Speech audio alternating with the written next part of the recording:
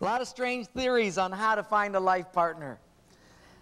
You have all these different kinds of theories, and you know, because there's something about love. Once you get in love, I mean, your hands start to sweat, your mouth goes dry, you start stumbling over words, and you turn words around, you know, and you just kind of, you just go into this ball of clay. Well, I was like that with Anna. When I first dated Anna, I wanted to, you know, knock on her door, and the first time she opens the door, I wanted to sound kind of like, "How you doing, sugar booger?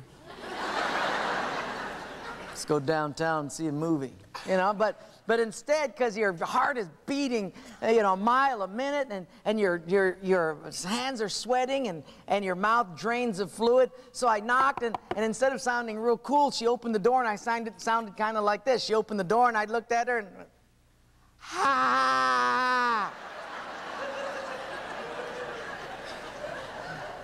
You, me, town down, voomy?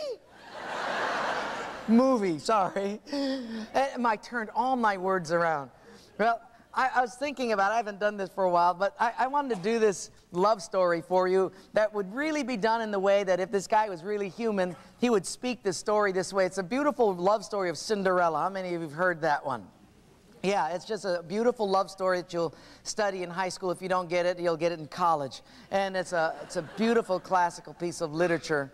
But this is kind of one way of getting, you know, choosing a life partner. And instead of saying it correctly, because you're nervous and things, I'm going to tell this story like a young courting kind of guy would tell it, where you turn the words around. So you have to track with me, all right? So no longer is it the story of Cinderella, it's now the story of Rindercella.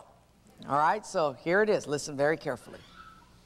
Once upon a time in a foreign country, that's foreign country, foreign country, okay? All right, track with me now? Okay. Once upon a time in a foreign country, there lived a beautiful young girl, and her name was Rindercella. Now, Rindercella lived with her muggly other and her two sad blisters. Well, also in this foreign country, there lived a pransome young hince. Now, this pransome young hince was going to throw a fancy fall. Fancy ball. Okay, come on, stay with me now. Track with me, you guys. Portuguese people can do this real easy because they think like that. Everything's wrong.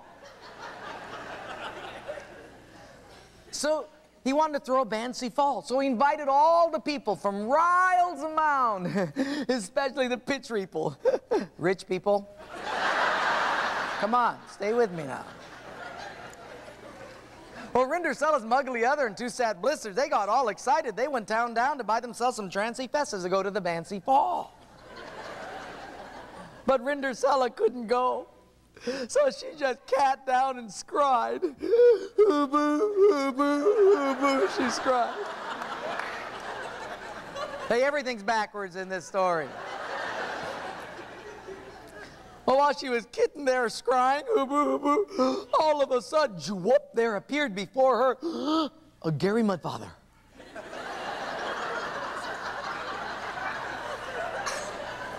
And he touched her with his magic wand. And he said, Rindercella, you will go to the Bancy Fall. And all of a sudden, there appeared before her a hage boat with Hicks white horses to take her off to the Bancy Fall. But, said the Gary Mudfather, but you must be back before midnight. If you're not back before midnight, I'll turn you into a tumpkin. K.O., she said. K.O., Gary Mudfather. You're starting to get it now? Yeah. Takes you a while. Well, Rindercella jumped in the hage boats with Hicks white horses and rode off to the Bancy Fall. But what she didn't know was that when she got to the Bancy Fall, there was that pransome young hince watching her from behind a wooden window. And he said to himself, oh, self, woo, that babe is arf out. Old phrase from the King James Version. Oh, arf out. Well, they danced and they danced till midnight, and they fell in love. Fell in love. Well, all of a sudden, the knock struck midnight, boom, and she looked at her clock and she said, my, oh, and she staced down the rares. And when she beached the rodham, she slopped her dripper.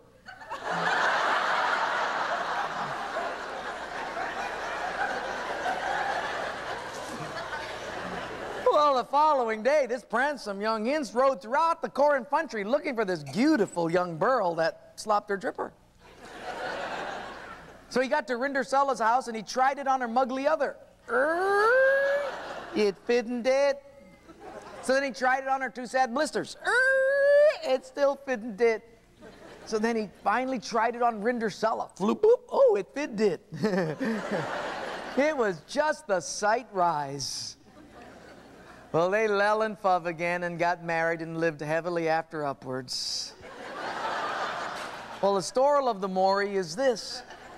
If you ever get invited to go to a Bancy Fall and you lell and fuv with a pransome young hince, don't forget, slop your drippers.